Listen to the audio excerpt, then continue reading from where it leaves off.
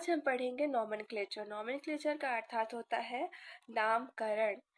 नामकरण में हम देखेंगे सिनॉप्सिस, सिनॉप्सिस में introduction, definition, history, principle of nomenclature, type of nomenclature, common name, scientific name, rule of nomenclature, advantages है।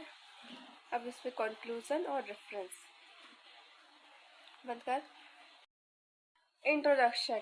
Introduction में हम नामकरण के बारे में जो जानते हैं वो थोड़ा थोड़ा लिख लेंगे। जैसे कि है नामकरण मानव द्वारा निर्मित ऐसी प्रणाली है जिसका उद्देश्य जो है वो जीवों को एक सटीक और सार्वभौमिक नाम देना, मतलब जीवों को एक अच्छा और सटीक नाम देना है जिससे हमारा कोई भी वैज्ञानिक किसी भी दूसरे नाम से भ्रम ना हो पाए और इससे सही जानकारी प्राप्त कर पाए। अब है इसका डेफिनेशन। डेफिनेशन में है किसी भी जीव को नाम देना ही हमारा नामकरण कहलाता है। अब हिस्ट्री। हिस्ट्री कैरोलस लिनियस को इस प्रणाली का जनक माना जाता है। जो कैरोलस लिनियस है वो यही हमारा नॉमेनक्लेचर का जनक है, जिन्होंने 1758 में अपनी पुस्तक सिस्टेमा नेचुरी के 10वें संस्करण में से व्यवस्थित किया था। अब हम जानेंगे टाइप ऑफ नॉमेनक्लेचर। सभी या किसी भी जीव के दो प्रकार के नाम हो सकते हैं। पहला तो कॉमन नेम और दूसरा साइंटिफिक नेम। अब हम पहला प्रकार कॉमन नेम के बारे में जानकारी लेंगे। यह वो नाम होता है जिन्हें विश्व भर के किसी भी क्षेत्र में वहाँ की जो राज्य भाषा होती है उसके थ्रू जाना जाता है। अब है साइंटिफिक नेम। वैज्ञानिक नाम वह होता है जो किसी जीव को दिया जाता है तथा पूरी विश्व भर में इसी नाम से जाना जाता है, यही हमारा साइंटिफिक नेम होता है। हमारा साइंटिफिक नेम 3 टाइप के होते हैं। सबसे पहला है मोनोनोमियल नामकरण। नाम एक ही शब्द से बना होता है, इसमें सिर्फ फैमिली होता है और कुछ नहीं होता। अब हम दूसरा प्रकार पढ़ेंगे बाइनोमियल नामकरण।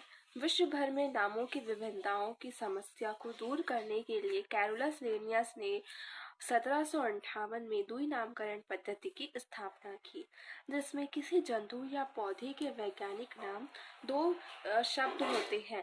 पहला शब्द उसके जीनस को तथा दूसरा शब्द उसकी जाति को दर्शाता है। इस नामकरण पद्धति की विशेषताएं 3 हैं। पहला, वंश तथा जाति दोनों लैटिन भाषा में लिखे जाते हैं तथा अंग्रेजी में इन्हें तिरछे अक्षरों में छापा जाता है। वंश का नाम जाति से पहले लिखा जाता है। अब तीसरा, वंशीय का नाम पहला अक्षर बड़े कैपिटल में तथा जातीय का नाम सबसे पहला अक्षर स्मॉल में लिखा जाता है। उदाहरण के लिए हमारा कॉमन नेम मानव तथा साइंटिफिक नेम होमो सैपियंस। अब हम पढ़ेंगे तीसरा प्रकार ट्राइनोमियल नामकरण। उपजातियों के नाम रखने के लिए इस व्यवस्था का उपयोग किया जाता है। नाम वर्गीकरण में जाति के नीचे उपजाति होती है। उपजातियां नाम भी लैटिन में और उस जाति के नाम के बाद लगाए जाते हैं, जिसे जाति की उपजाति कहते हैं। जैसे कौवे का कौवा कॉमन नेम है, अब क्योंकि साइंटिफिक नेम है कार्वस स्प्लेंडस स्प्लेंडस। अब पढ़ेंगे रूल ऑफ नॉमेनक्लेचर। वर्तमान में जीव विज्ञान प्राणियों के वैज्ञानिक ढंग से नामकरण करने के लिए नामकरण के नियम का निर्माण किया गया है। पहला नियम है किसी भी प्राणी या पौधे का वैज्ञानिक नाम लैटिन भाषा में लिखना अनिवार्य होगा। इसमें जाति का नाम द्विनामकरण पद्धति द्वारा एवं उपजाति का नाम त्रिनामकरण पद्धति द्वारा होता है। वंश का नाम एक शब्द का होना चाहिए तथा इसका प्रथम अक्षर बड़ा होना चाहिए। जाति के नाम का प्रथम अक्षर छोटा होना चाहिए और जाति का नाम सदैव उसकी विशेषताओं को प्रदर्शित करता होना चाहिए। अब हम पढ़ेंगे एडवांटेजेस ऑफ नॉमेनक्लेचर। यह वैश्विक एकरूपता का स्पष्टता है। यह संचार में आसानी है, जिसे किसी भी प्रकार से समझा जा सकता है। वर्गीकरण और संगठन में सहायता है, इसमें आसानी से वर्गीकरण भी किया जा सकता है। विकासवादी और संबंधों का संकेत इसी द्वारा प्रदर्शित होता है। सटीकता और विशिष्टता, इसमें आसानी से समझा जा सकता है। और अब हम पढ़ेंगे एडवांटेजेस ऑफ नॉमेनक्लेचर। सबसे पहला है वैश्विक एकरूपता और स्पष्टता। इसमें सभी एकरूप होते हैं, इससे सुविधाजनक होता है जानकारी प्राप्त करने में। संचार में आसानी, इसमें समझने में आसानी होती है। वर्गीकरण और संगठन, वर्गीकरण में भी इसमें आसानी होती है। विकासवादी संबंधों का संकेत, सटीकता और विशिष्टता। वितरण और पहचान करने में भी आसान होता है।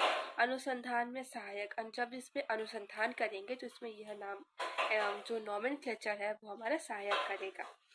अब है पढ़ेंगे कंक्लूजन ऑफ नॉमेनक्लेचर। यह जीव और पादपों की एक सार्वभौमिक, सुसंगत और वैज्ञानिक रूप से सटीक नाम देने की एक प्रणाली है, ताकि दुनिया भर के वैज्ञानिकों के बीच भ्रम न पैदा हो सके। हमारे रेफरेंस है SM सक्सेना व Vibha Choubey. Thank you for watching this video.